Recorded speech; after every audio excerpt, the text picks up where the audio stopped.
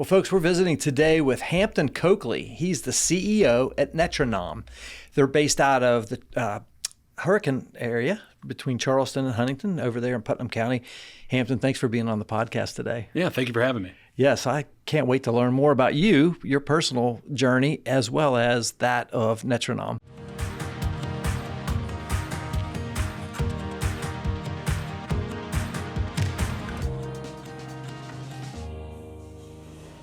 Positively West Virginia is powered by Breezeline high-speed fiber internet and sponsored by Highmark West Virginia, Freedom Key of Morgantown, and Storymaker.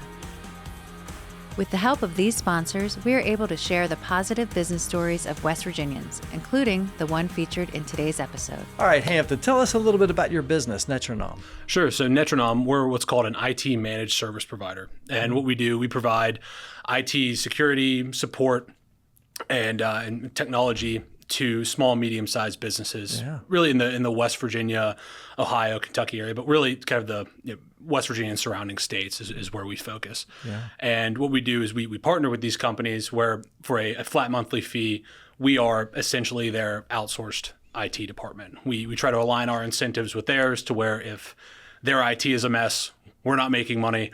If everything's clean and you never have to call us, then everything's great and we're making money there. So we think it's a model that really aligns with helping our customers grow and scale so they don't have to have that upfront expense or add headcount to areas that are other than their core operations. Yeah. So I mentioned you're located in Hurricane, West Virginia, and tell us a little bit about the foundation of the company. When was it started, and kind of like your journey? When did you get plugged in and come along as the CEO now? Sure. So Netranom was founded back in 1998 by Scott Edwards, he's the founder. He's still involved with the business. He's the mayor of Hurricane. Started it in Hurricane, grew it in Hurricane, and over the past 25 years or so, turned it from a break fix model, which you hear me mention later, that's where you pay sort of a flat monthly fee, or you just kind of come in as needed, but you're not really providing that proactive support, to going to these national conferences and saying, hey, we've got to really switch this up and provide a managed service model, because it provides recurring, predictable cash flows to the business, so you can plan a whole lot better. You can make staffing decisions around it, but also it's just better support for the customer. So it's a win-win. Yeah, win-win. I really think it aligns incentives, and I'm trying to do more of that as I've stepped into the CEO role. But over 25 years, Scott grew that business up to a point where he decided to sell to a private equity-backed platform, which typically when people hear private equity, they think like Barbarians at the Gates, RGR Nabisco, corporate raiders.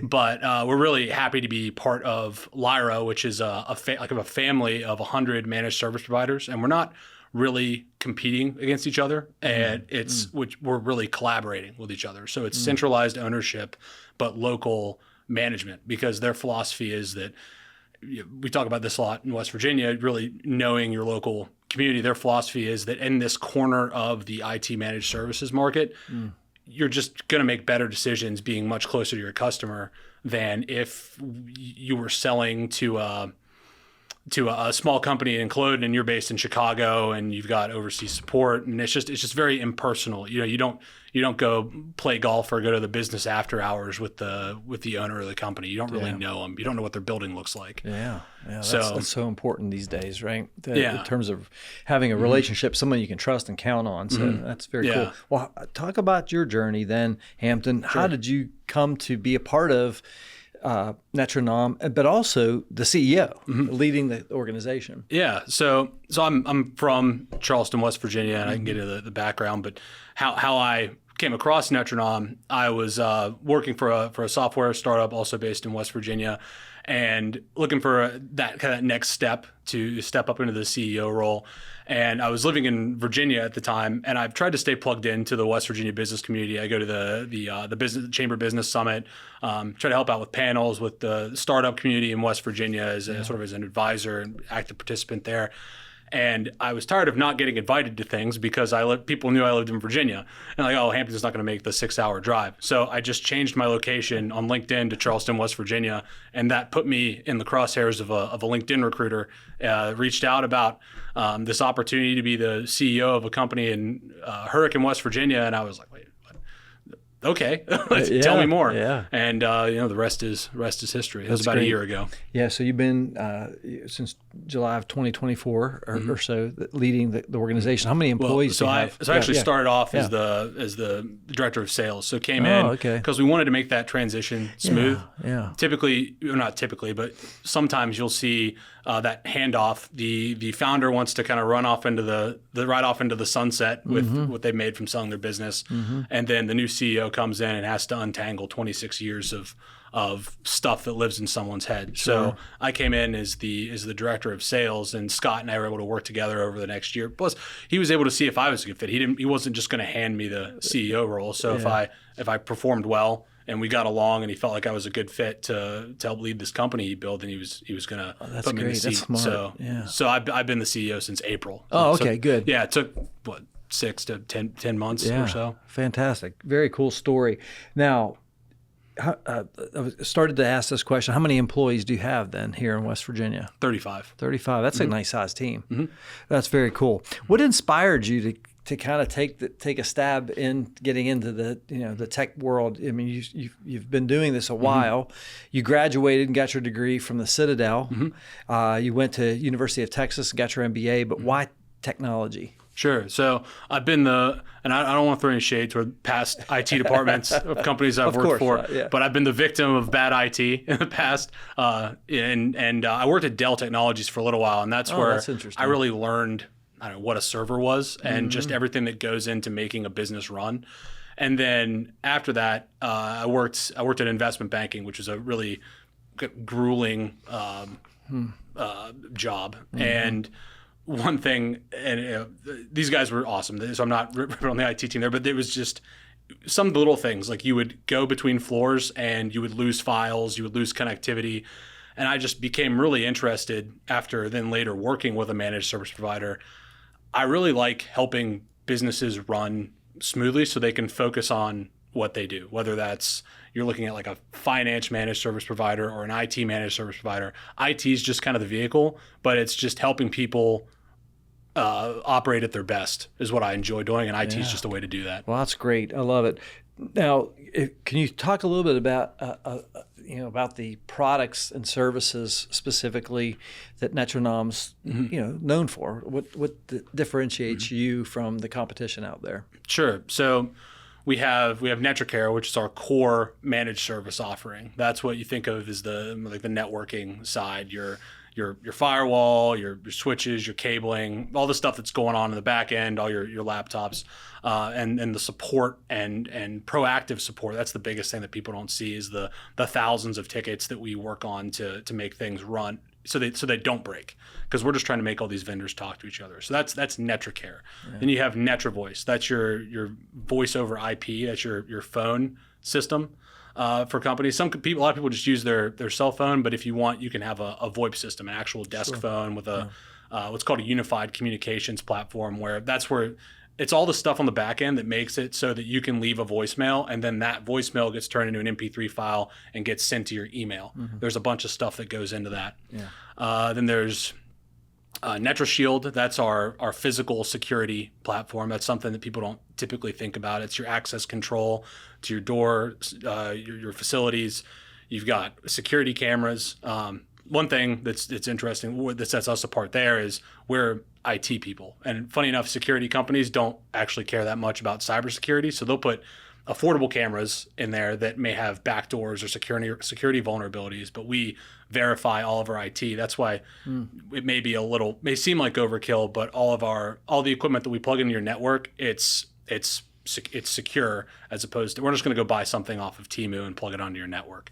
Then there's a whole AV side of things where we'll set up conference rooms, arenas with TVs, sound systems. We did an upgrade to a gymnasium at a high school down in McDowell County most recently. That's a real project that I'm pretty proud of. So NetraCare, that's our managed service. NetraVoice, that's our phones. NetraShield, that's our physical security, and then audio video, that's more your custom big projects. And what sets it apart is that managed service model that's proactive and not reactive. Like we just won't do time. time and materials work for non-customers where we'll come out and do stuff on a break-fix model. We want to be your partner for the long term. Yeah, that's very cool. Thanks for that explanation. You're very in tune with your operation. If you meet somebody at a networking event and they say, Hampton, what do you do? What's your 30-second pitch? What do you tell them? Sure. So Netranom, we outfit small and medium-sized organizations in West Virginia with the technology, services, and security that they need to help their businesses scale without the distractions of maybe internal IT or having to have a reactive provider. But we're not just tech support. We want to help these organizations grow by increasing their productivity, decreasing risk, and then providing leaders with that certainty that their systems are going to scale alongside their business and not get in the way. So what I'm most proud of is that we are based in West Virginia. Our employees are in West Virginia. We're employing West Virginians, and our customers really prioritize performance and are just tired of patchwork systems. Yeah, I love it. That's great. Geographically speaking, you talked about West Virginia, or you cover the entire state. Talk a little bit about the geographic reach that you have. Sure. So we cover the entire state. We're based in Hurricane. We have an office in Parkersburg.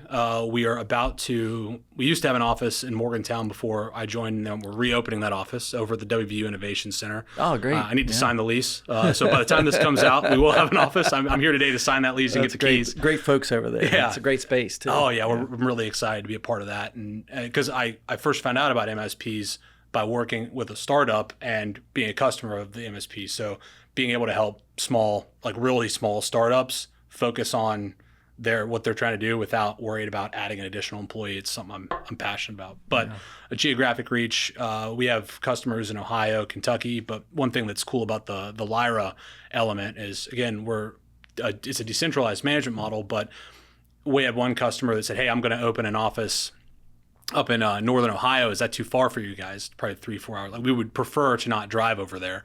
But we have a ton of Lyra partners where we can manage all the stuff on the back end, and then about 8% of the time we'll need to go on site. Yeah. We just call one of our Lyra partner companies, and we just sub to them, and they're vetted, verified. Like they're if they one need of our to partners. Replace a piece of equipment or something like that. Could be out in Wyoming. That's great. It could be anywhere. So we've got cool. international reach, really. Yeah, that's very fascinating. This is Positively West Virginia. We'll be right back. Stay connected with an unbeatable deal from Breezeline. Voted best in Mountaineer Country for their reliable, high-speed fiber internet for a low cost, Breezeline is the best gig in town. You know, here at InnerAction Media, we rely on high-speed internet every single day to ensure we can deliver the best content possible for our clients and when we publish Positively West Virginia each week. That's why we use Breezeline. It's affordable, fast, and they're great people as well. Learn more about Breezeline's internet, TV, and mobile options at breezeline.com. Folks, we're visiting once again. Our guest is Hampton Cokeley. He's with Netranom. Hampton, this is great conversation. Thank you for opening up. How do you get the word out there to grow the business? In other words, how do you attract new customers? Sure. So this is one area I love. I started my career working for Senator Capito, working in politics, and got really interested in the analytics of just outreach. Yeah. And so I probably at times play too much of a role in our company's marketing. We have a marketer, and what we try to do, our core philosophy is we want our customers and our prospects to be informed buyers. I think for the longest time, IT has been kind of this black box where you just pay for it and you hope that it goes away.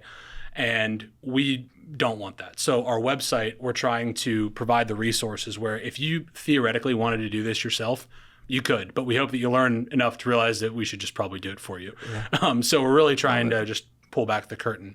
But we try to do that education piece. We go in person a lot. We really focus on industry associations because we know that that's where companies go for regulatory updates, industry updates, information. So we try to share that information sharing philosophy we have with industry associations, chambers of commerce. It just goes back to the retail politics side, but I don't really, at this phase, I don't particularly like paying for Google ads or LinkedIn ads. I've done that in past roles, and I find that if you're not spending a ton of money or you don't have a huge addressable market on the platform, you're kind of wasting. You're just throwing money into the fire. So, say you put $20,000 into LinkedIn ads. I can do a lot of damage with $20,000 going and actually physically meeting people and shaking hands. And I think that gives me the same probability to meet a prospect. And it's just, I don't know, it's just more fun. I'd rather do that. I'd rather build relationships and get people my number. Relational as opposed to transactional. So very relationship driven, more so than a lot of our peer companies. We just like to be face to face with our right now, prospects. In terms of growing the business, Netranom, what is one of the biggest challenges you're facing? Biggest challenge, I think, really the challenge is finding talent, finding the right people. And we're trying to partner with community colleges. Really, what drew me to this side, because I was working in startups and then came over to kind of what you would consider a legacy business, is that we would hire somebody with a high school education and some certifications, or an associate's degree and some certifications and experience. And so you don't need a PhD, you don't need to be that engineer that has built the back end for Uber to come work with Netranom. You need to just understand IT, have a good work ethic. You could really even have maybe some construction experience and get started, cut your teeth in cabling, which is essentially just running low voltage, like doing low voltage electric work. So the biggest challenge is probably talent, which we're working with the state to take advantage of that and try to get the word out to people in the area. And then I think the big thing that I'm focused on is being, and you use a bunch of buzzwords here, but hyper local at scale. So how do we become a local IT provider? We're based in Hurricane, but how do we be the local IT provider of choice in Fairmont, where we're plugged into everything that's going on in Fairmont? We understand the business community like we're right there. Same Morgantown, Wheeling, Parkersburg, Buchanan, the whole state, versus just being based down in Hurricane, because we've heard that before, that I want to go with somebody local. Well, that just means we want to go with somebody that we see every day, that we understand is in our community. And that we need to stay in touch with that while still scaling and growing the business, so we can increase the opportunities for our employees. How do you do that? So I've been kicking around a few ideas. I think it's being a resource for the watering holes, which is typically the Chamber of Commerce or the CVB or what have you in those communities. And whether that's providing meeting space where you can go try out what it's like to work in a Netranom managed office, or doing cybersecurity meetings, but just being constantly available. I think that's something that I learned from working in politics, where if you want to go be a local in an area, you need to be there, and you need to really understand the people, and you need to. I'm trying to think of you need to kind of go where the people are. You need to show up and be a Meet constant. Them where they are. You need to just be constantly visible and be seen as having something useful. And without and give without an expectation in return, and then it all just comes back around. Yeah, givers gain. Yeah, that's for sure. Yeah. So Hampton, what's the vision you have for Netranom long term? What's that look like? So I would like for us to be a solid player in the mid Atlantic, based in West Virginia, employing a few hundred West Virginians, and where the managed services piece is table stakes, but what we're really helping our customers do is become more efficient and not replace employees with artificial intelligence, but help their employees leverage artificial intelligence to say an average human's maybe working there, you get about 80%, 60 to 80% productivity out of them in a day. Yeah. You don't want to necessarily ask people to work more, but if you can get 150% out of them because you're leveraging artificial intelligence to just do these rote tasks that are not necessarily the highest and best use of their time, then you're going to be able to be way more productive and do more with less. Yeah. So we want to be a major player in the Mid-Atlantic and grow through helping our customers be more productive, and as opposed to just trying to sell more managed services to more businesses, because there are only so many businesses. We need to figure out how to just add more value. Otherwise, you just quickly commoditize yourself. Yeah, a very smart strategy. I love that. you mentioned artificial intelligence. I don't want to just fly by that. What are some of the tools that you're seeing out there, maybe trends in maybe generative AI, language models, whatever? What are some of the things that you're seeing out there in the marketplace that are helping businesses right now? Sure. So I use it every day. I use it a lot you got to watch it though. It'll make stuff up for sure. I've caught it a few times where it would cite articles that it just completely made up the URL. It just hallucinated. I use it a lot for brainstorming. Personally, if I want to understand the landscape of something, I think it's pretty good at that. If I want to go in and say, hey, I need a due diligence checklist for post-merger integration for an IT company or something like that. It's and then you can kind of sanity check it, but it's a great starting point. So that's a great way that people can use it in their day-to-day. A lot of the text-based stuff, like helping you write emails, we're starting to build out more automations with Copilot, which is Microsoft's solution. Sure. Ways that people are using it. You can use it to read documents, help a lot with data entry, with basic graphic design. Depends on the program you use. I don't know that it's quite there yet. People use it for PowerPoint. I'm trying to give reasons things that like that your average person's really going to versus like big data applications. Most of us don't have enough data to really or the data structures to crunch it. So what you can use in your day-to-day, a lot of it is on the creative side, on the marketing side, content creation. You can use it to really get your company's story out there, create blogs, take podcasts, transcribe them, turn those transcriptions into blogs, go back, make it your own, because you can tell when something's written by AI and it's kind of off-putting, but you can really use it as a way to scale your marketing function and tell your business's story in a way that would have taken a human a long time to do otherwise. Yeah, I think you're spot on with all that, and I could see myself as you're telling all those scenarios. I do those same things myself. Back in 2023, we launched a SaaS application called StoryMaker. When you took ChatGPT, this was before 4.0. Yeah, it was the original version when ChatGPT first came out in November 2022 or whatever. And we created a SaaS application around story making. It was called StoryMaker to write all that content. But now the technology in ChatGPT is doing it all itself and archiving it. Like we had this vision, to create a library, a story library, and now that it's kind of caught up with where we were using the back end, the generative AI models. It was really cool. But now there's a million products out there that do that. I love taking like a PDF, like a proposal somebody gives me, and I'll put that into ChatGPT, and say, analyze this for me. What are the pros and cons? Yeah. And it takes the thinking out of it. Then, of course, I check it and verify it, like you said. You said something about AI and how it'll make up URLs and things like that. I don't know if you've done this or not, but I've questioned something and almost get like into an argument with it. And then it'll say, Jim, you're right.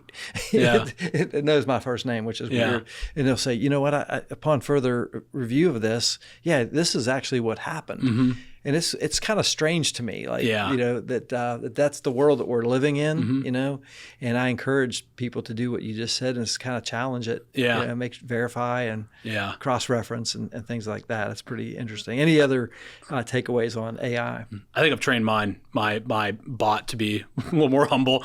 He usually caves. I'm like, you made this up. Yeah, you're right. I did. I'm sorry. One other cool application that I used it for is the voice application. For our sales reps, if you want to, you can create archetypal customers and then you can have kind of test discovery conversations with that customer. You say, build out a small exploration and production company in the Marcellus Shale that has a set of problems. Don't tell me what they are. And then you can talk to ChatGPT as if you were a sales development rep doing discovery calls, and then you say, "Hey, be more irate, threaten to hang up on me." You can do the same thing with customer service. So it's a great training tool for just these very basic tasks. Yeah, it's more than just a search engine, which we could talk about that for probably another hour. And how that's going to disrupt Google and Yahoo and Bing and all those. Oh, absolutely. So that's good stuff. This is Positively West Virginia. We'll be right back. Your prescriptions are designed to keep you healthy, active, full of life. At Highmark Blue Cross Blue Shield, we're making vital medicine more affordable. Because when your prescriptions don't cost an arm and a leg, you can use those limbs for something more meaningful. Because life. Highmark Blue Cross Blue Shield, West Virginia. Folks, we're visiting once again with Hampton Cokeley. He's the CEO at Netranom, a managed IT service provider based out of the Hurricane, West Virginia area, serving all of West Virginia. Hampton, you're leading a company of 35 or so people as the CEO. You're a leader in the community. You're a leader in West Virginia. You're a leader in business. I always like to ask a leadership question. What do you think is one of the most important attributes of a successful business leader today? I think you've always got to you always have to take care of your people first. You need to really get to know them, and even as the business grows, you need to try to stay as plugged in as you possibly can. But you got to put your people first. You need to make sure they're happy, healthy, constantly challenged. That's one thing I try to do. Like, for example, we have an employee that wants more money, right? Wants a raise. I try not to just say, okay, we'll do a raise. It's like, what do you actually want? Do you want more out of your career? Do you want more opportunities? Because Netranom right now is very much choose your own adventure. You want to work more on cybersecurity, we can absolutely go into building out a cybersecurity operations center. We can dive deep into it. So understanding those core goals of your employees and really getting to the root of what they want.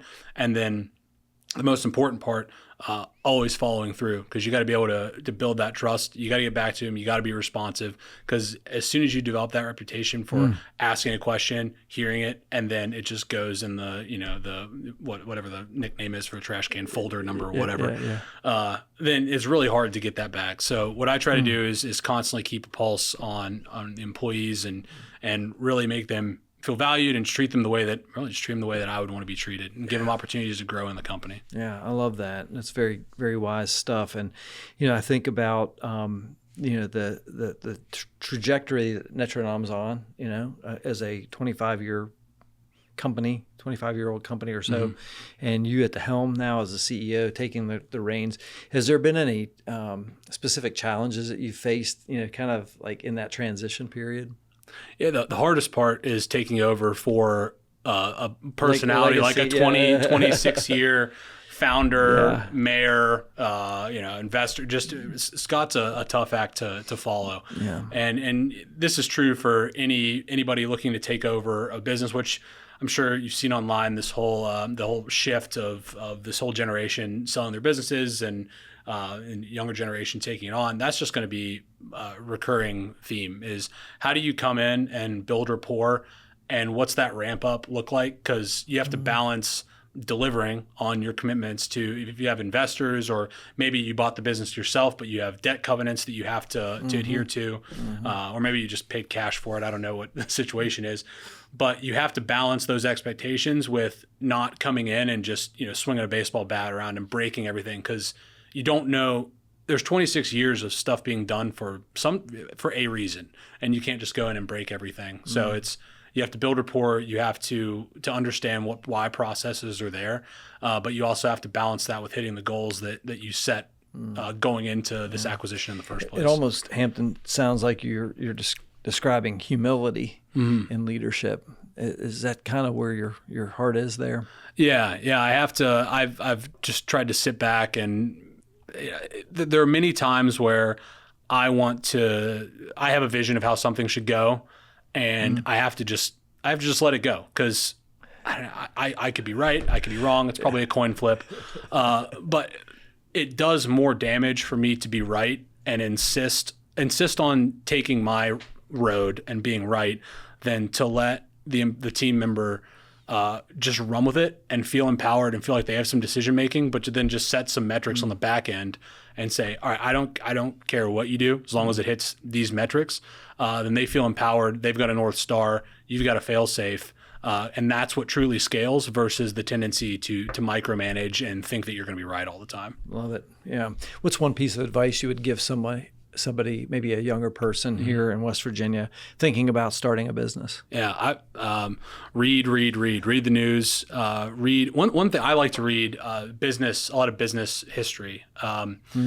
Reading a lot of like Ray Dalio's books on markets, or there's the book Barbarians at the Gates. I'm of course on the spot here. I can't think of any of these books. Yeah, it's okay. But a lot of business history, just seeing what people have done in the past, because history certainly rhymes, and there's a lot that can be learned. Because the biggest thing when you're younger is you don't have the reps of somebody who's been doing this for 40 years. And I got into business late, because I started off working in politics, went to business school, and it was all very theoretical to me. So I had to try to create these synthetic repetitions where I would just read these case study after case study after case study to try to get more reps in, so that I could see something, recognize patterns, and say, okay, let's apply this thought process to it, versus looking at it and seeing it as a whole new scenario. Yeah. So yeah, get reps in by being a voracious reader, and use that youth as a license to go talk to anybody. That's what was great about working in politics. I basically had a license to go just talk to people and say, hey, what are you doing? How can we help? And I'm not lying. I took advantage of it for about 2 years here in Morgantown. I used it as just a license to go talk to anybody that I was interested in, and see how we could be helpful. It's very smart. Yeah, I love that. Great advice and great wisdom behind it too. Hampton, we've covered a lot in this interview. Is there anything else you think our listeners should know about Netranom, or you and your personal story? Sure. Netranom, I think one area we're going to be really focused on is that customer service aspect. When I worked at Dell, and then just being around a lot of technologists, there's a tendency to get bogged down in the tech and the engineering. Yeah. And I've got a phenomenal COO / chief technology officer, Ryan McCracken. He understands IT better than I ever want to. And so I'm hyper focused on that customer experience and creating that effortless experience for the customer. So I think what you're going to see is an MSP where the technology works, and you're going to feel secure and taken care of. But what I hope to get to is where you feel like, think of a company. For me, it's HubSpot. I think HubSpot does a great job onboarding. It's a software as a service for the listeners, customer relationship management platform. They do a great job with onboarding and customer service. I want that experience to feel like something you would get from one of the best Fortune 500 companies, but you're getting it from a local company in West Virginia. So we're going to be hyper focused on customer service, and all feedback is more than welcome as we move on that process. Yeah, full disclosure, InnerAction Media, my company, started out as a HubSpot agency. Oh yeah. And we were HubSpot certified for many years. So yeah, HubSpot's near and dear to my heart. Did you all do onboardings? And, oh yeah.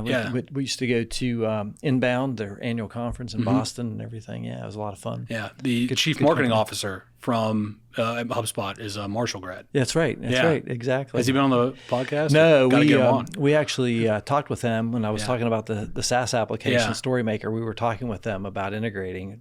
It never went anywhere, but it was kind of cool. Oh, very cool. Yeah, very cool.